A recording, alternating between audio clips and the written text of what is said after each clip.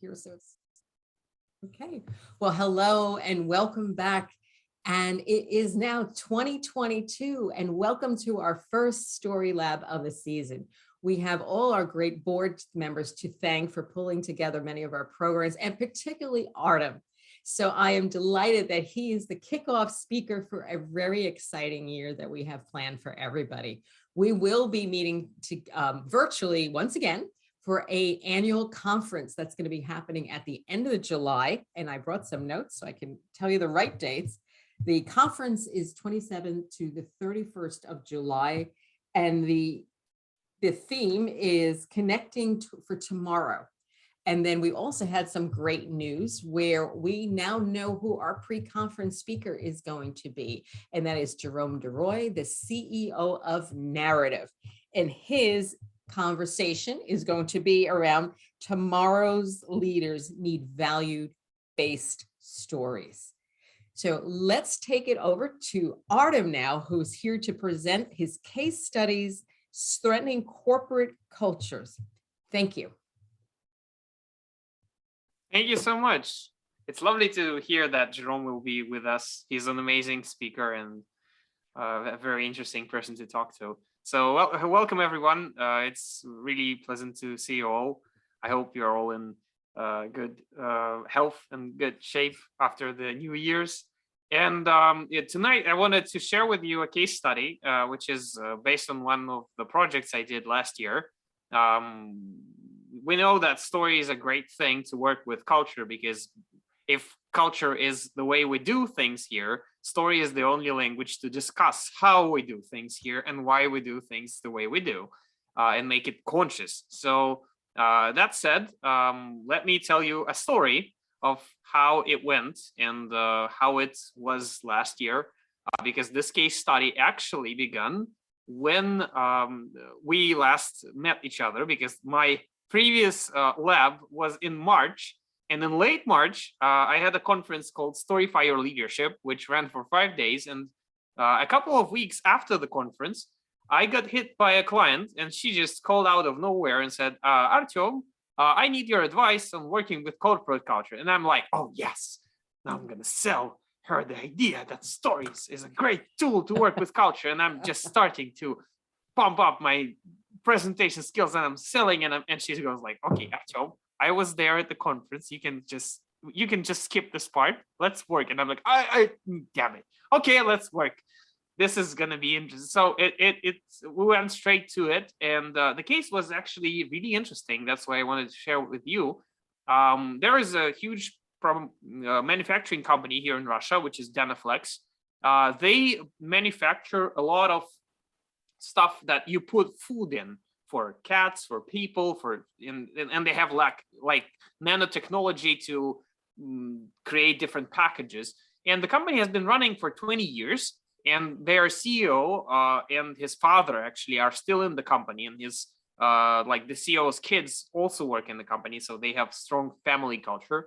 And I was asking, like, why do you need stories for? Like, what's the big deal? And she said, we already have a strong culture, but now we need to make sure it stays as we go, because they were experiencing like rapid growth throughout the years. And we thought that it's a good idea to make it like more visible, because there was a gap between people who were there in an organization for 20 years and people who were like for 1 year. And that's a huge gap.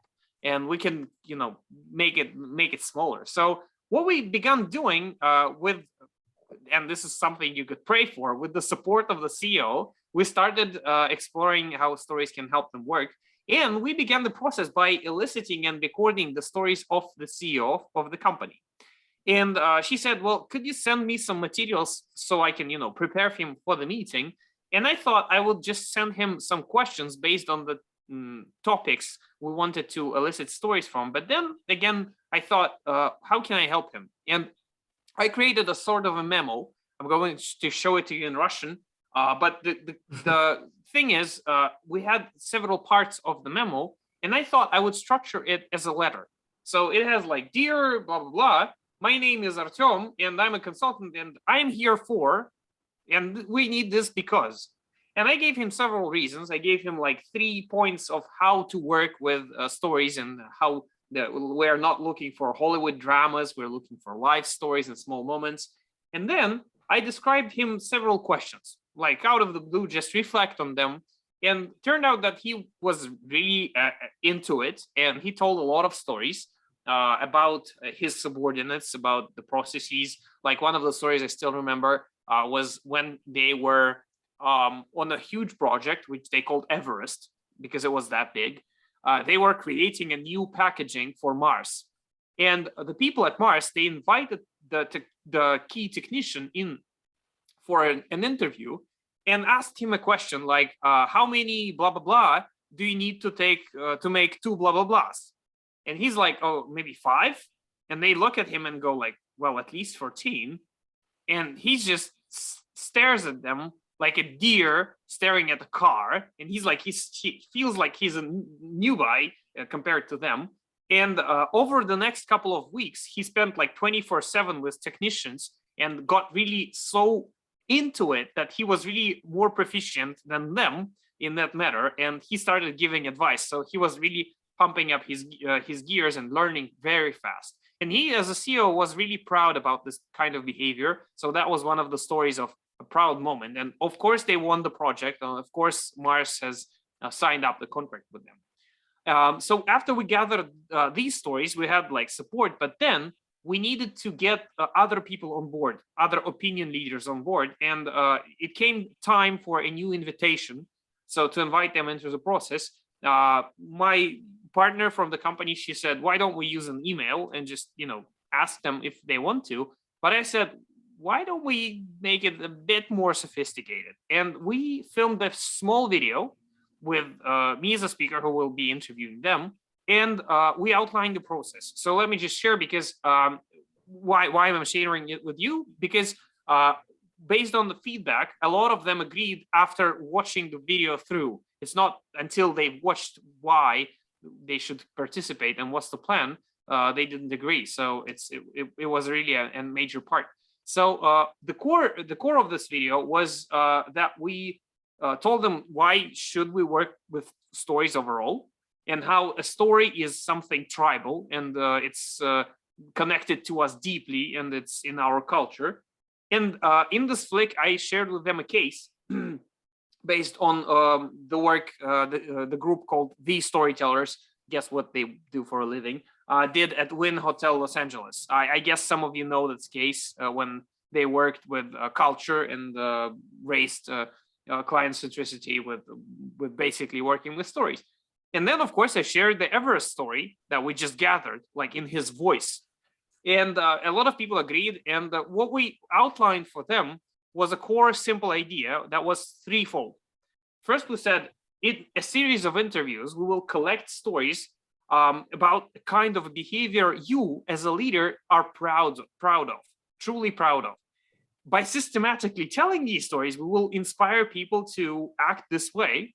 And this will lead eventually to strengthening the culture. So these 3 points were like driving us home, and we secured like 20 people. The core goal is, the core thing is, it was closer to the end of the year, and they had really a huge overload, but they didn't have any time to like educate themselves in storytelling. And we still needed material. So we needed their stories. And what we could do interviews, but not individually, but only in groups, because it was really a tight deadline. So we didn't train people in storytelling. Like, we did zero. Luckily, people can tell stories without us telling how to tell stories. Just don't tell it to anyone. To prepare this process, I thought I would, warm them up a little bit, because out of the blue, asking a story listing question may sometimes be difficult, and they will still slide into saying something abstract. So instead, I went straight for abstractions. I said, before you participate in this interview, in this group interview, I want you to answer two questions. And those worked really well. So the first one was, fill in the gap. I believe that we were able to achieve such great results, and they've been market leaders for 10 years, because every person in our team, la-di-da, And basically what that gives us is it gives us an assumption which is grounded in stories. And the only thing we needed to do then was ask, well, where did you witness that? And that's it. They didn't know, they didn't need to, to prepare this story. That was something they truly believed in. And the second one was even cooler. If every employee will blah, blah, blah, then our company will continue to grow and take leadership positions. So it's an aspirational thing, but something they hope for. But let me share something else with you, because that's a crucial part to this case. When we started interviewing, suddenly we as a team realized that there are two kinds of people there. First ones that were like experienced guys from like 5 to 10 years of tenure in the company.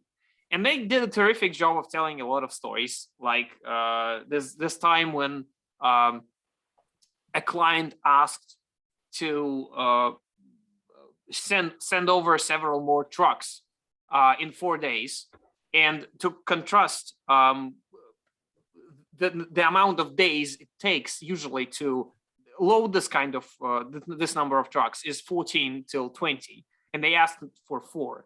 So this woman, she went to marketing, she went to production, she went to technicians, and everyone was really on board. They worked their asses off, but they managed to pull it off. And then half a year later, one of their trucks, for totally another deal, but the same client, got stuck in the snow. And what the client did was he signed all the papers for the date that they actually missed. But on paper, everything was clear. Nobody could have ever, nothing to see there, no mistakes. And the client was like, yeah, of course we will sign anything for you. So that's a partnership spirit, like an exchange that they built. And those stories were great. But some people really started messing up the process because they were so into the company in the old days. They started telling great stories, but they ended like, well, yeah, the good days were the old days, so never mind. And that just gave me the chills, because I didn't know how to, to drive it forward. And what I did, thankfully, those were group interviews. Right out of the gates, I started asking the ill-experienced people, like, where did you see such things manifesting themselves right now in the company?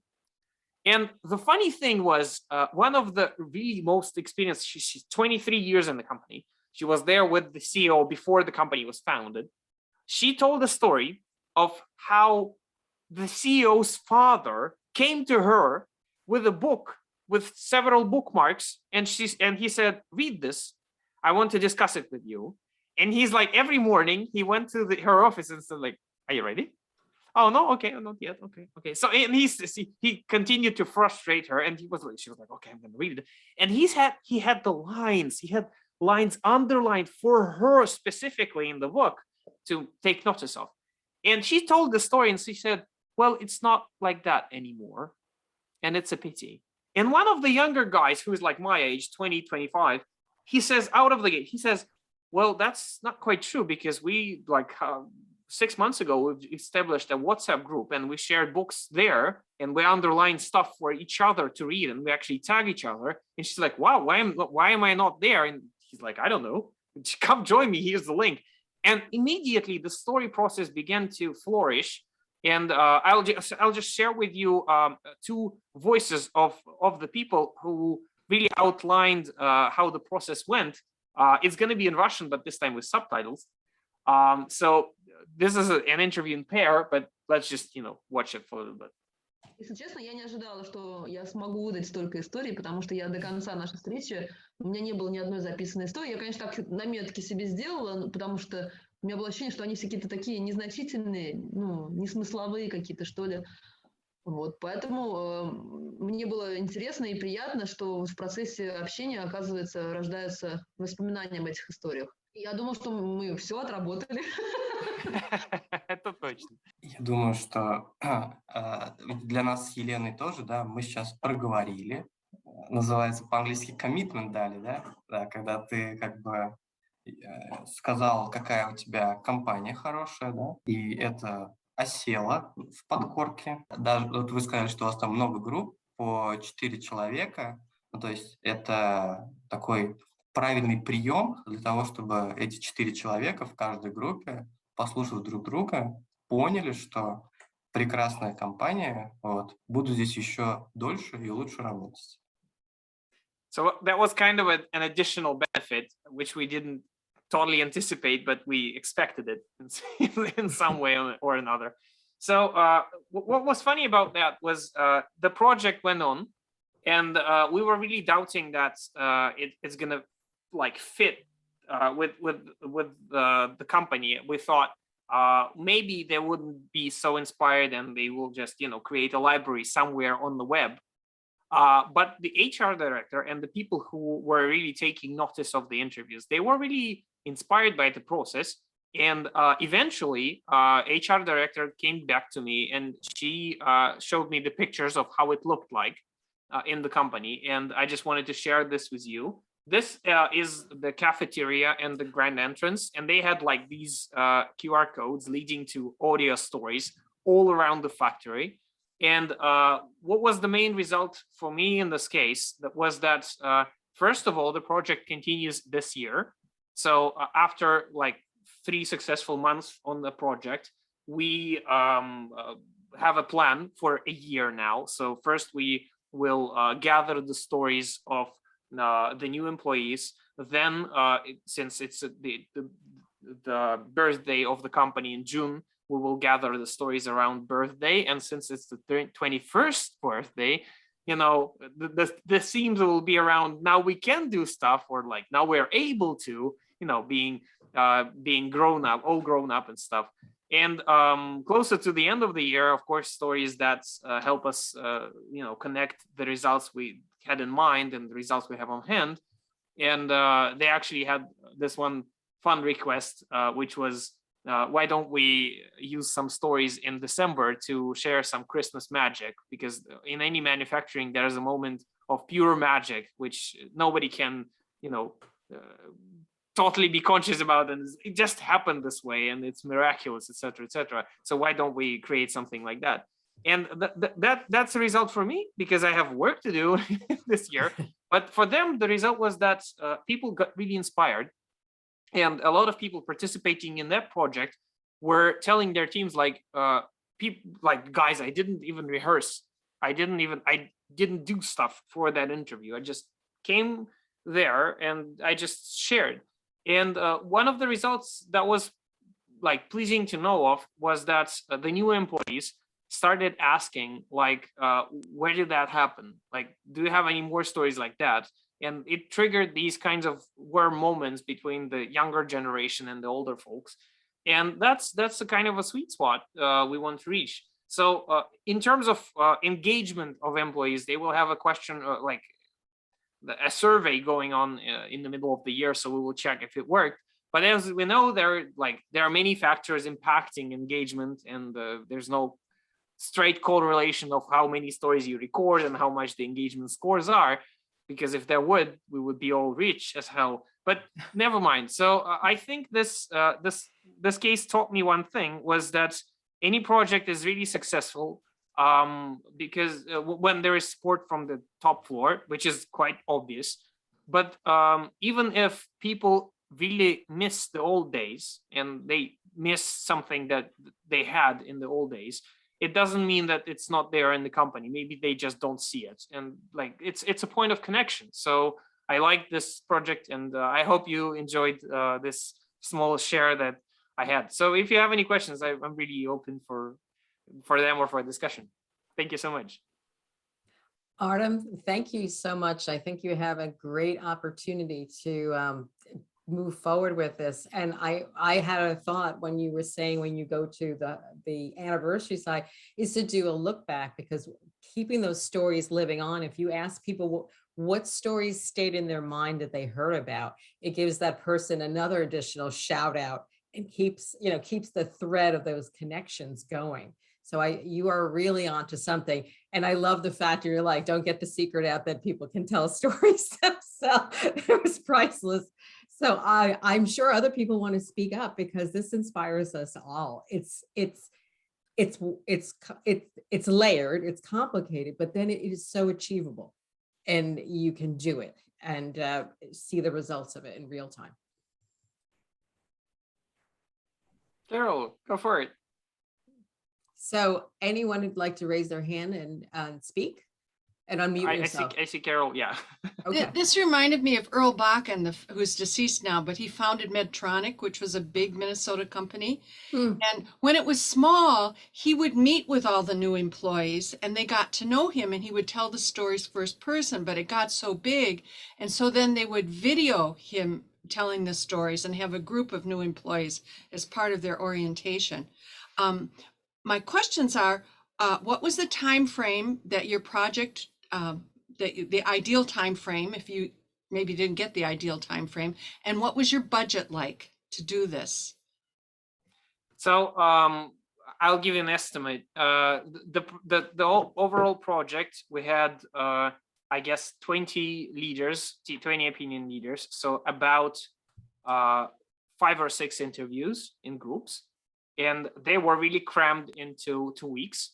So we had 2 weeks to host them and to cut it all in, to make it listenable, because that was actually the most cruel part, because sometimes we had to, misplace a middle and an end, because people don't tell in a structure, they just tell out of the blue. And sometimes it gave me goosebumps, because in the end of the interview, people said, "Oh yeah, I remember this small moment. It's not crucial," and it is.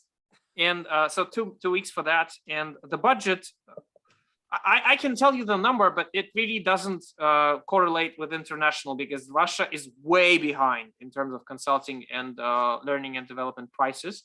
I had standard price for an hour of interview, so that the client could understand clearly. And I just doubled it for the interview hosting and interview like montage. So that's something they could relate to. And it, like, you could use your hours, so it's irrelevant to your clients. But in Russian, it would be something like, you don't want to give your secrets away to your competition or anybody else. Yes, like I'm just trying to count, yeah. and that doesn't make sense. Yeah, no worries, we're good. Did you do the interviews, the group, in person, or were they Zoom? Were you still able to meet in Zoom to do this? Yeah. Oh, fair Yeah. play So to you. that abstract was the end of the interview. Oh, So, okay, fair enough. Fair enough. Yeah, Valerie. Thank you so much. I'm in cold Providence, Rhode Island right now. I'm curious, what was the deliverable that you said that you were going to give them? Did you give them back these? Because I came in a little bit late, and you might have said that at the beginning.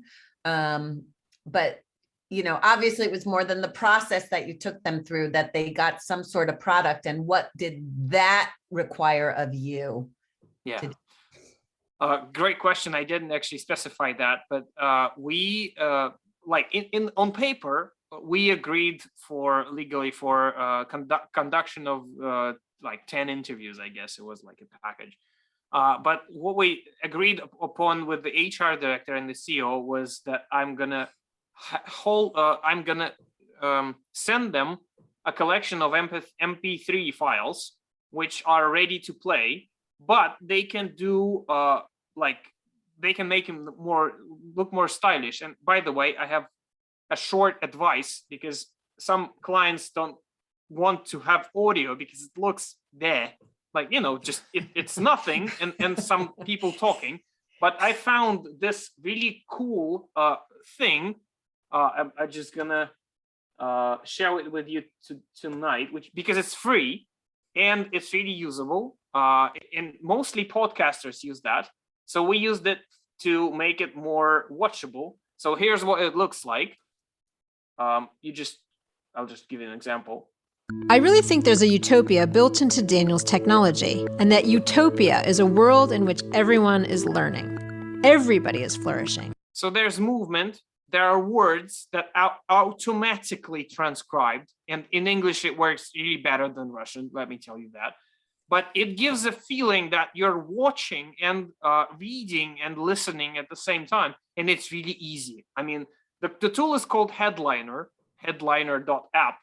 I'm just going to drop a link into the chat if you want to use it. I'm not a designer, by the way. It's and I could manage that. So that it really is powerful. So yeah, that's a broad answer to a really to the question. So I just handed them the audios, and given that she knew the power of the story, she was okay with just having the audios because she knew how to use them. Yeah.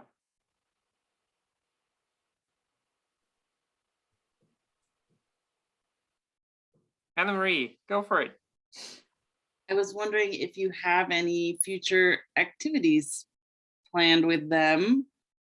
I can imagine, from those clips that you were just sharing, this sense that they were going to start reminding one another, right, that they love where they work. I could imagine convening like a story happy hour. I don't know if that organization does things like that, but I was just curious about any sort of future story triggering work. Yeah. So as I said, they have some ideas of where to go with that. Let me just quote the email I got from them. So we will start by the first thing this year is gathering the stories of the people who were nominated as best employees. Mhm. To get to know them better. So their values, their purpose, their vision for the future personally, not as a company. Then in summer, stories around the happy birthday of the company. Then in autumn, stories of leaders about how much it is important to collaborate between the teams, not inside one team. And finally, the stories about some results that were achieved this year, which were significant to the company. What is really interesting is that they are really open and understanding towards using the story for a task. So it's one of those cases where I see that educating clients on storytelling is way better than selling and upselling, because when she said, right now I'm updating our onboarding, and I know that stories are useful there, I don't have to sell anything. I just get to work, because one of the speakers on the conference just told it. And so that's one more thing for me, that one of the things that I was inspired to do this year based on that project. So to continue this kind of work with them and outside. So that's kind of the outline. And knowing that people are watching in a very positive way, that they're noticing little things, because I'm working with a client right now and they're calling memorable moments. And the fact that other people are remembering throughout each quarter of what really stood and made a difference in their work is a powerful thing. It just changes about, instead of let me catch you when you're doing something wrong or when things don't go well, let me catch you doing something right, and let's give it a bigger shout out. And I think that is a big culture changer.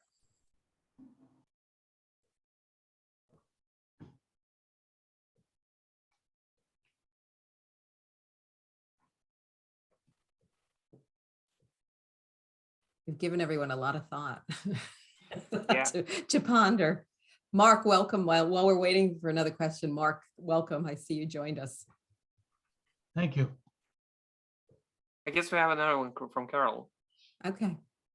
You mentioned the storifying your leadership, that you actually sponsored a conference. Have you thought about taking a segment of that for marketing to HR conferences or training conferences, or to help you find new clients?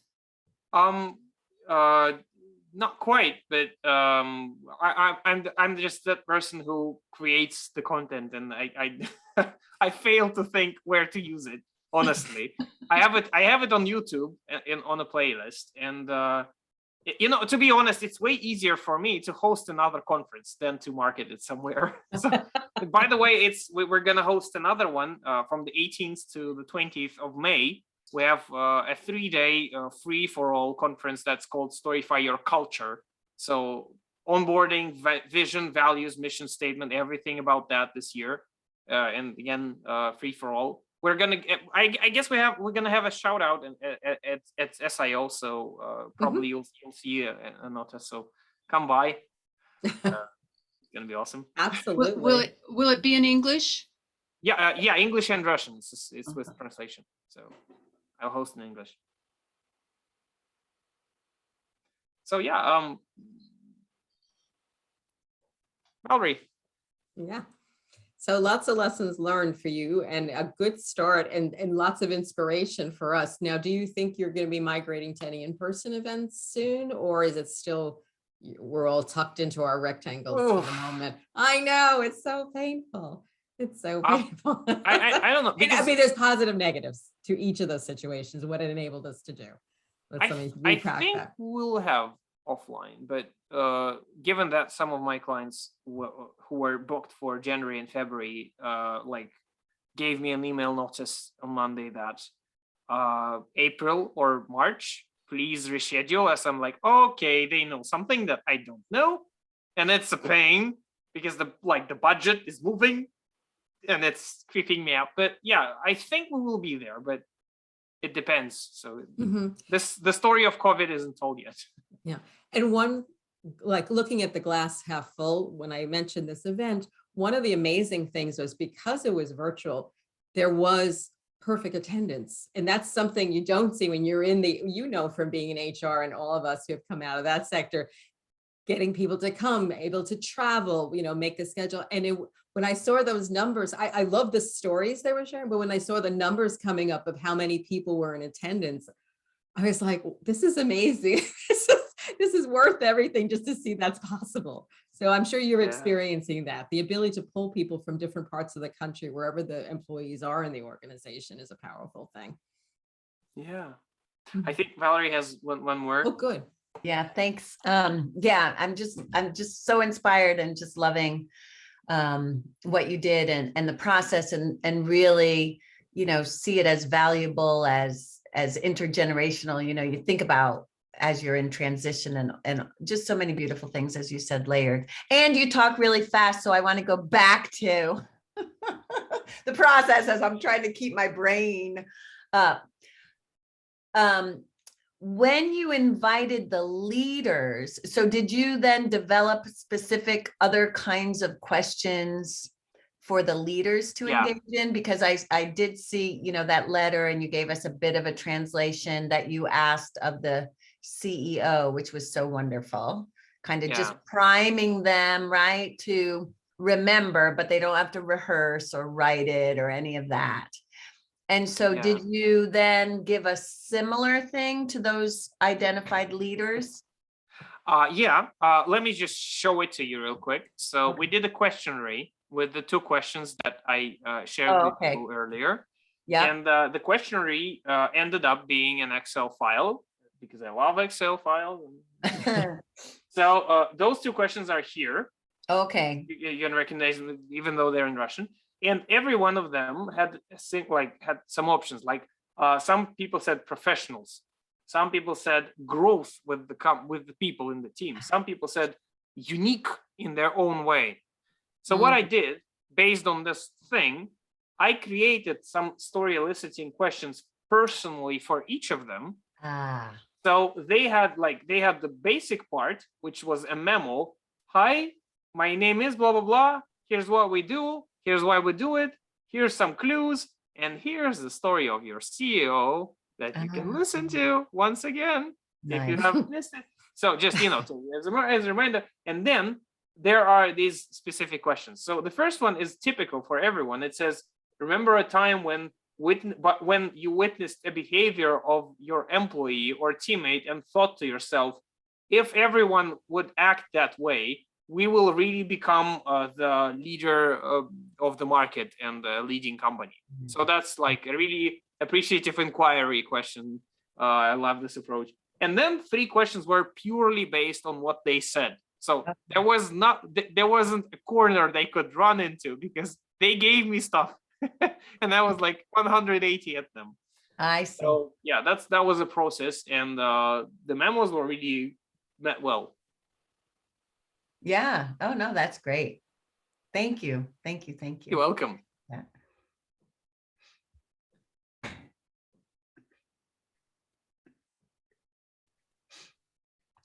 Artem, while we're waiting for someone to raise their hand, I think that you're having that conversation with the current generation incoming and the people who have had long time turns is such an important one about melding those together. And that a lot of times when companies get merged, as you know, people think, well, the past isn't respected or their work is not respected, and finding ways to bring them together and really creating a new story. And the practical parts, like what you're relaying to us today is the multi-generational aspects of what was in the past, what's current, and the people who are coming in now, they're going to be the old school people in a couple of years. So, building that culture, let's play it forward and start to appreciate what worked for us and what still exists and what we can aspire to. I think you're giving those company a very valuable tool to work with. Thank you so much. Carol, I see you have another one. Oh my goodness. Yes, I'm wondering about the application when there's mergers of a small company gets bought by a big company, because I just ran into a situation where a lot of the small company employees left after a year because they felt that they had been swallowed up and their culture was lost. And that really hurt the people in the big company, because the people in the big company inherited these clients without the history of the people from the small company. So it was not the great merger that people thought it would be. Yeah, those things are really hard to navigate. And we had one project in Academy Historia close to that, and there was an acquisition of a small Russian company by a European company that was like 10 times big. And what they did was their CEO was really in that mood. He understood, he was conscious about that happening to the small guys, and he really valued their clients, because the Russian agency he was buying, that was the market leader, who was like 80%. He owned 80% of the market in their sphere, in their topic. And what they did was they connected, and they tried to become conscious about the hidden rules of how we do things here by sharing. The listing question was, tell me a moment when you witnessed somebody of your colleagues act and thought to yourself, an outsider would think this is stupid, but that's how we do things here, and that's what brought us to be the leaders. So those stupid things, quote unquote, were the cultural things, cultural norms that were misunderstood.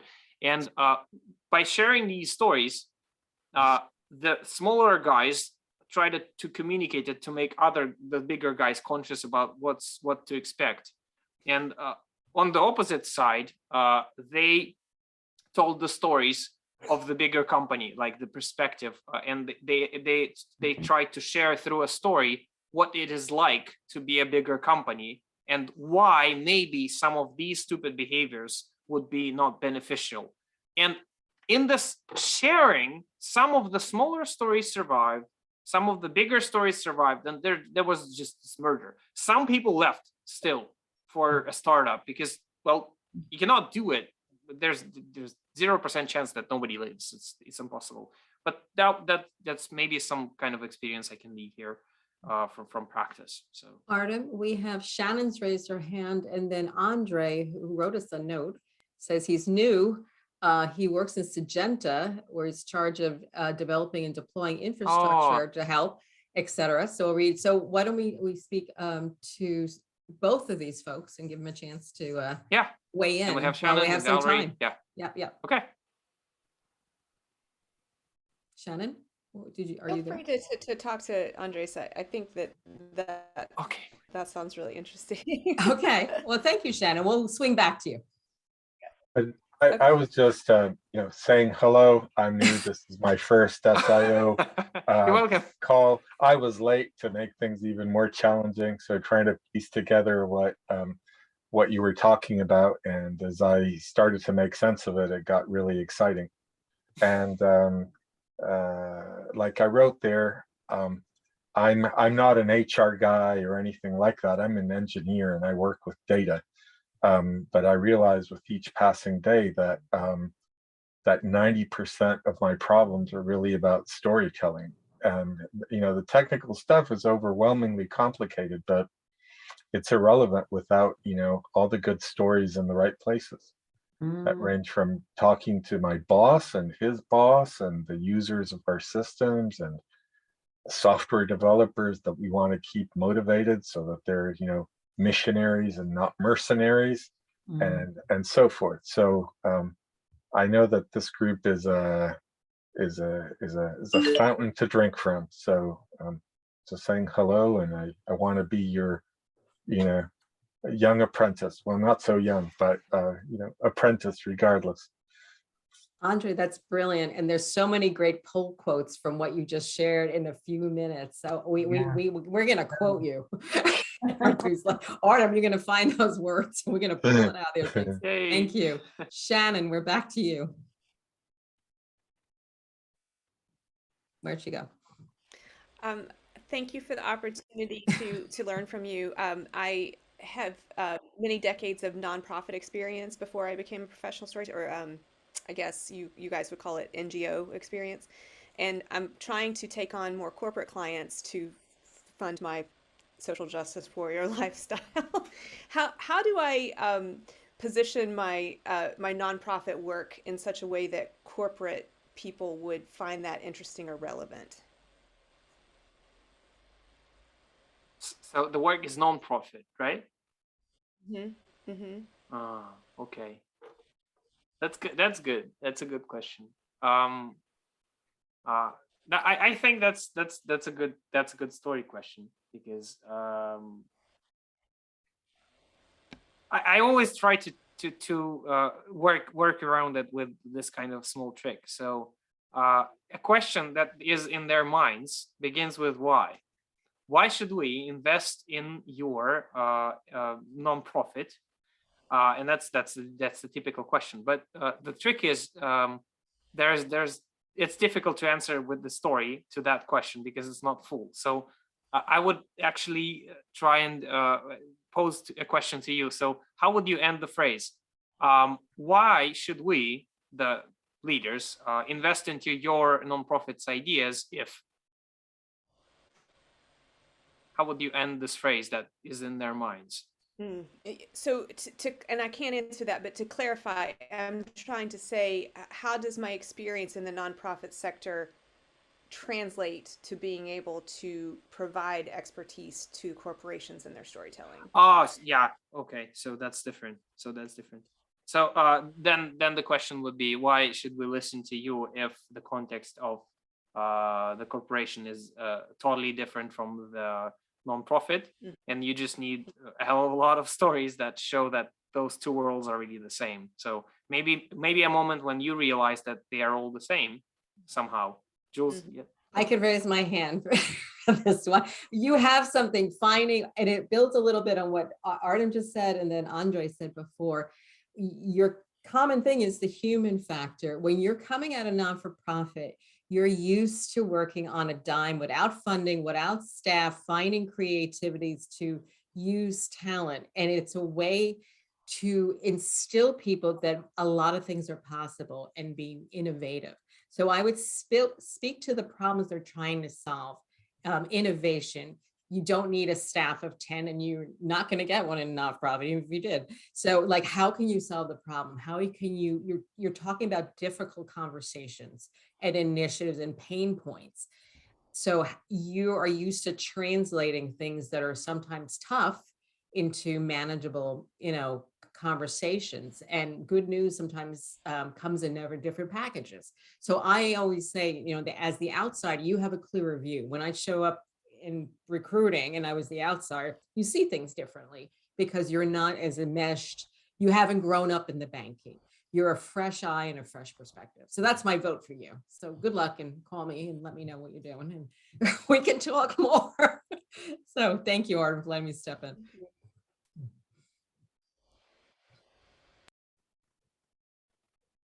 We have two more from Valerie and Carol, as you can see. So many questions, and I realize I never introduced myself. I think I've been a member of this, but hardly ever able to come. A little bit opposite of Shannon. I've worked as a professional storyteller for a million years, and of late have been also running a nonprofit, but interested in that intersection, particularly around all the Jedi or diversity work that needs to be done in organizations at this time. So my question to you this time, this third time round, Arlen, is there was a lot of videotaping and people got to hear those videos. Was there ever a time that the whole group came back together to reflect on the stories that they'd heard collectively when we think about, storytelling in a family versus just kind of the watching and listening piece? That's a good question. So we tried to record these stories as like we didn't record only the stories. It was more of a recording of a story circle. So one person told a story, then I asked him or her to tell me what the story is about for them, what trait of the company or what trait of people in the company does it represent. Then if some people wanted to, they commented on what they liked about the story, what was good about it, and so it was more of a reflection. So and then I cut out the rest. So it made more sense. So they didn't gather any time again. So the second reason why we did this was because we understood they are leaders and they can replicate this process if they enjoy it to the fullest. So we gave them the full round. Thank you. You're welcome. Okay, Carol. so we have one last question, One and last I one. want Artem to take it home for us and wrap us up with a few other Okay. things we have to share. I had So a thank you. suggestion for Shannon. We've just, we're in Black History Month in the United States.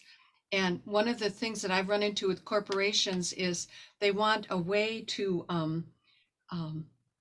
promote people that are labeled Black, and they want to gather a feeling of empathy for some of the interactions that may seem disrespectful to Black people, that we've internalized some of our racism.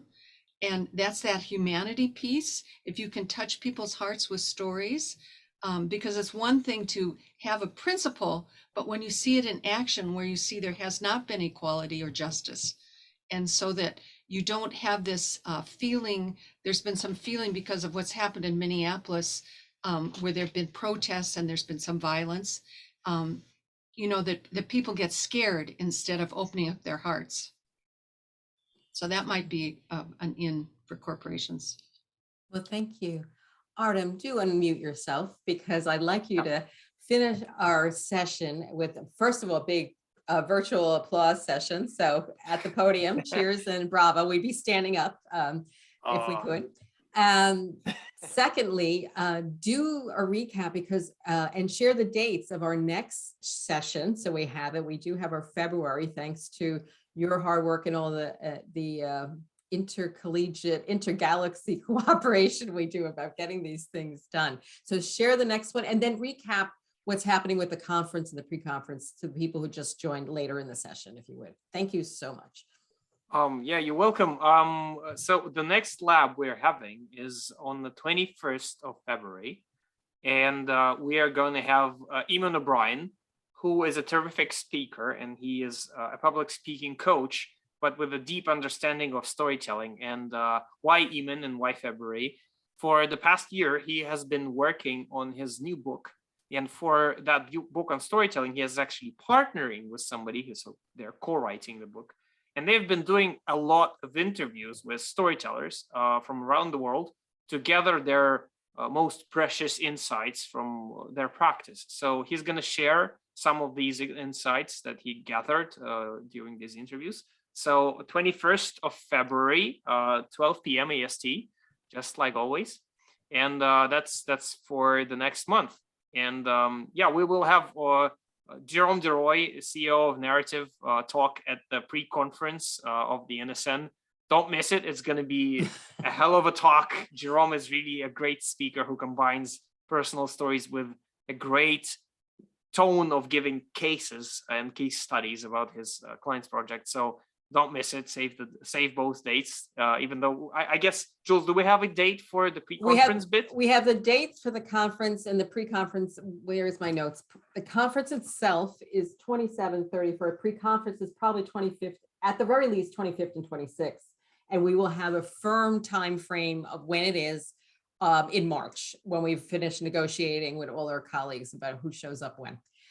So it's going to be exciting, and getting people to come, up and coming professionals, colleagues. They don't have to be in HR. They don't have to be storytellers. Just bring them.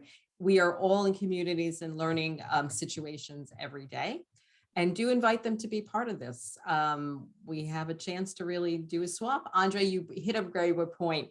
You came a little late, but this is how we are. We talk, we chat, we figure out our own issues while we're doing these labs. So it's all about collaboration.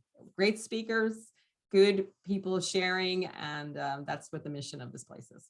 So more the merrier. So until the next time, we have 4 minutes. That's huge in podcast world. Arden, you want to work with those 4 minutes? What do you think? You've got stuff. No, I guess we'll call it a day because I have this small call that I'm going to have. Oh, okay. And then thank you for joining us. You got to come early, because the last time when Arden was here, he had his son earlier in the session. So you never know what's happening earlier on. Yeah. Terrific. Cheers, everyone. All the best. And do send me some notes and thoughts about other things we should be working on. Okay. Yes. All the best. Okay, Thank you so much. Bye-bye. Bye-bye. Arden? Arden? Yes, Okay. I'm here. Yeah, I'm excited. I didn't use this for All About Me on the thing.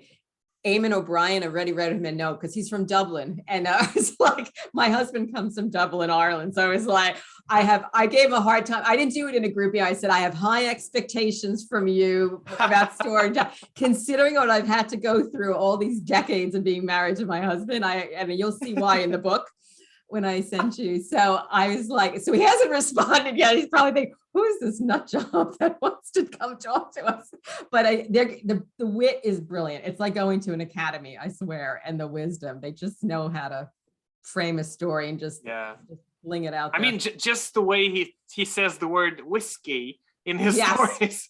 That's just the sole reason why inviting you is a good idea. They can get away with blue bloody murder on what they're saying and how they say it, I swear. But it is great. I mean, I when I've been there, like, to be able to hold your own against something they've talked about, you're like, yes, score one for the team. So listen, you need to get some sleep. Nancy, thank you for joining us. Have a good week.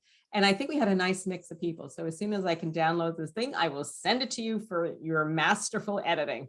All right. Cheers, love. Will do. Bye. Bye-bye. Thank you so much. Bye-bye.